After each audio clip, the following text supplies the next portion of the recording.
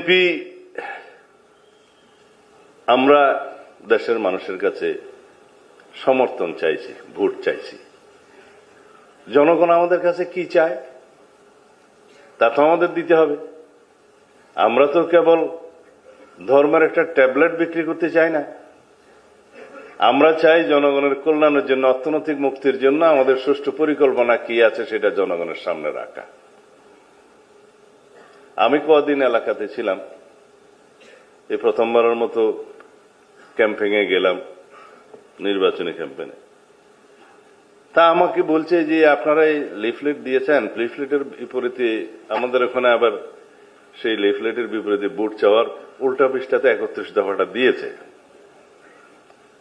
ও বলে যে ভাই সাহেব, এই 31 দফা লম্বা চূড়া এত কেমনে বুঝবো, সহজ কথা বলেন। জনগণ বুঝতে চায়, এই সহজ করে আপনাদেরকে বলার জন্য এই 7টা, আজকে 8টা, এই সহজ করে বলার জন্য এগুলা। এখন নগরায়ন, আবাসন, ভূমির সুষ্ঠু ব্যবস্থাপনা ইত্যাদি কঠিন কঠিন শব্দ না বলে সহজ করে আপনারা এই কথাগুলো বলবেন লিফলেটের মধ্যে। এগুলো হচ্ছে 31 দফার নির্যাস। সবাই বলে সহজ কথা যায় না বলা অতি সহজে, কিন্তু অতি সহজে বলার জন্য এটা। সেজন্য আপনাদেরকে প্রথমেই বলতে হবে, যারা বিনা কষ্টে জান্নাতে যেতে চাচ্ছেন সেটার বাস স্টেশন কোথায় একটু আগে জেনে নেবেন।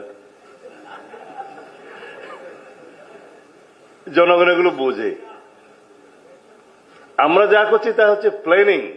Planning is half of the job. If you don't plan, you are planning to fail.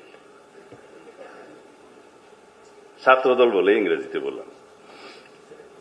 কারণ যদি আমরা রাষ্ট্র পরিচালনার ক্ষেত্রে আগের থেকে পরিকল্পনা প্রণয়ন না করি, তাহলে আমরা ফেল করার জন্যই পরিকল্পনা করলাম। এখন এই কথাটা তো আমাদের ধর্ম ব্যবসায়ী বন্ধুদের উদ্দেশ্যে বলা হয়ে গেল মনে হয়।